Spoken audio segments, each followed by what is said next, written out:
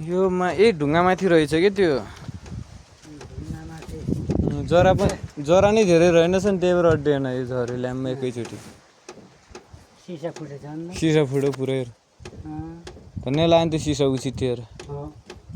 Gas सिसा फेरि लाग्यो भने ल्याम्मै जान्छ कि त्यो, गाडिन्छ के गर्नु।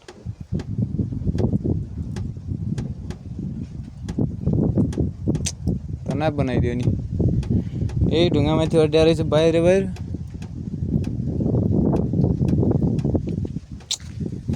के यार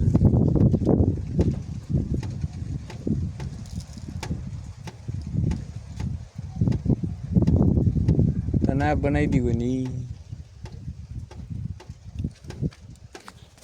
ल्याम्प डुम सेकेर